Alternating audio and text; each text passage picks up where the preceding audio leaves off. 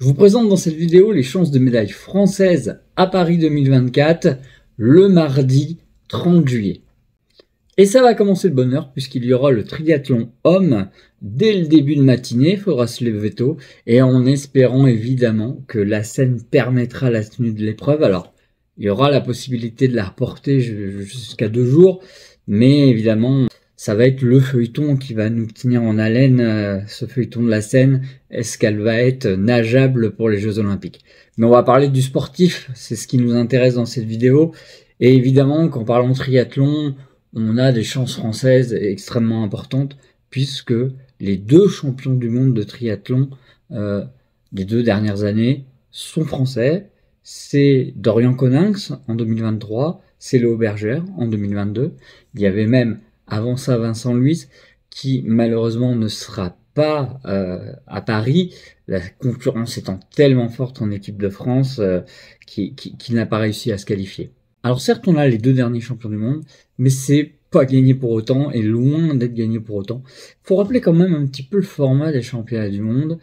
C'est pas une course d'un jour, c'est un championnat, c'est un mini-championnat, avec une finale qui rapporte le plus de points.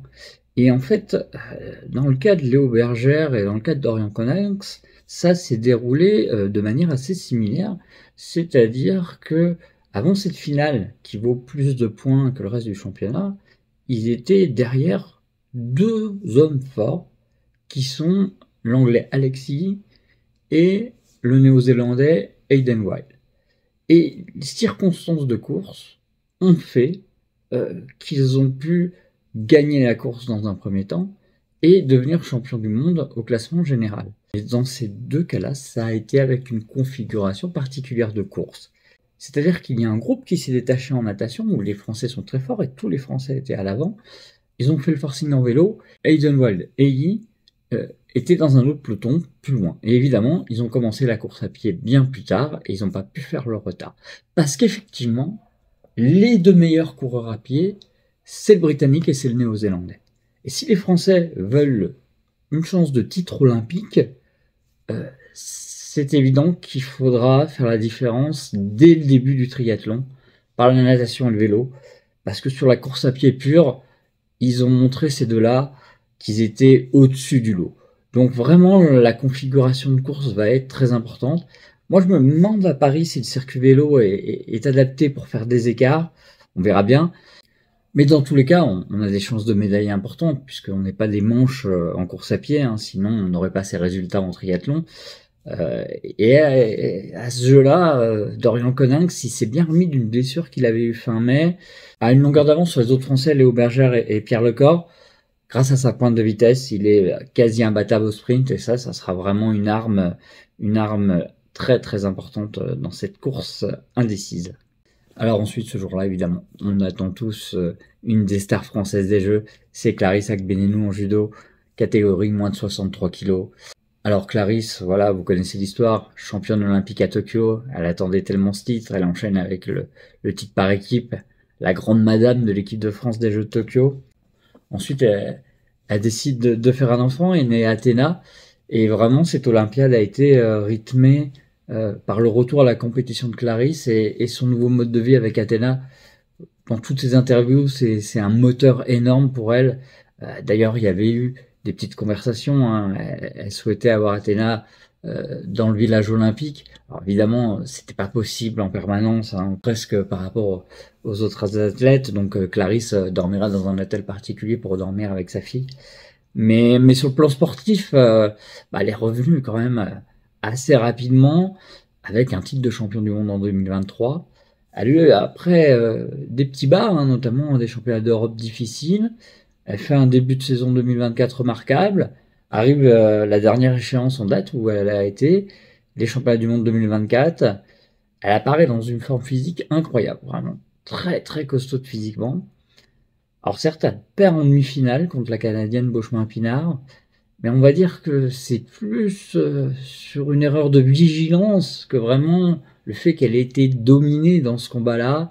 Et Clarisse, j'ai envie de dire que plutôt de voir est-ce qu'elle va gagner, etc., c'est surtout ses adversaires, ils vont devoir aller la chercher, quoi. Et donc, on verra bien, mais elle a énormément de cartes en main pour décrocher encore un titre olympique cette année. Oui, il va y en avoir des temps forts sur ces Jeux Olympiques avec les Français. C'est le rugby à 7 féminin. Le rugby à 7 féminin, l'équation est simple, l'équipe de France, elle fait partie des 3 meilleurs mondiales. Donc sur le podium potentiel de ces JO, et largement dans les 3 meilleurs mondiales. C'est-à-dire qu'il n'y a personne aujourd'hui qui lui dispute le titre de 3e nation mondiale. Alors évidemment, elles peuvent se faire battre par une équipe top 4, top 5, ça c'est les aléas du sport, mais elle est indiscutablement la 3e puissance du rugby à 7 féminin. Sa problématique, c'est que après avoir eu l'argent à Tokyo, cette équipe ne veut que l'or, et là ça devient plus difficile. Elles ont vraiment du mal à surmonter les 2 obstacles devant, c'est-à-dire la Nouvelle-Zélande et l'Australie, qui sont des équipes vraiment très costaudes.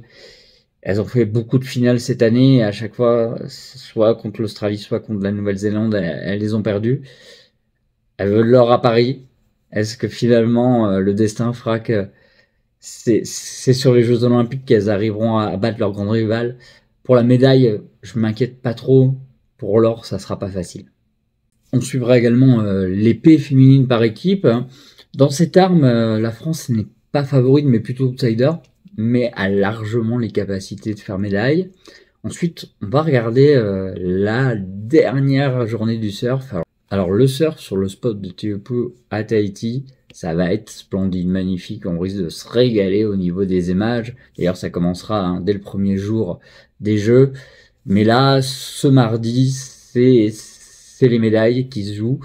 Et le spectacle, certes, est magnifique, mais on a aussi de belles chances françaises. Évidemment, sont attendus les locaux de l'étape.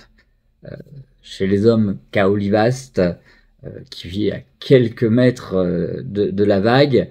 Et puis chez les femmes, Vaïné Fierro, et c'est vraiment peut-être elle qu'on attend encore le plus, puisque elle vient de frapper un grand coup cette année. Elle a gagné l'épreuve du circuit mondial sur cette même vague de Teahupo'o, et donc elle fait partie automatiquement des favorites. Alors attention, ça sera pas simple, il y a des pros du circuit très expérimentés, mais il y a moyen de faire la première médaille du surf aux Jeux Olympiques, le surf qui est évidemment un sport aussi très jeune.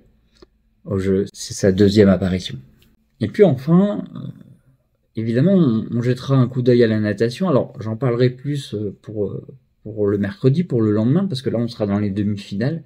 Mais quelles demi-finales, elles sont super importantes, puisque ça sera le pari fou de Léon Marchand, où dès les demi-finales on va voir s'il peut arriver à ce pari d'avoir la médaille d'or sur 2 épreuves en une journée le lendemain, sur le 200 mètres papillon et le 200 mètres brasse.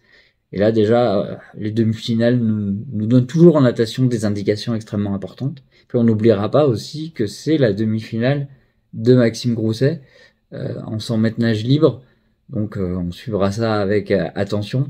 Mais je vous en parle un petit peu plus pour la vidéo du mercredi, où la natation, ça sera vraiment le temps fort. À bientôt pour encore décortiquer jour par jour les chances de médaille françaises aux Jeux Olympiques de Paris 2024.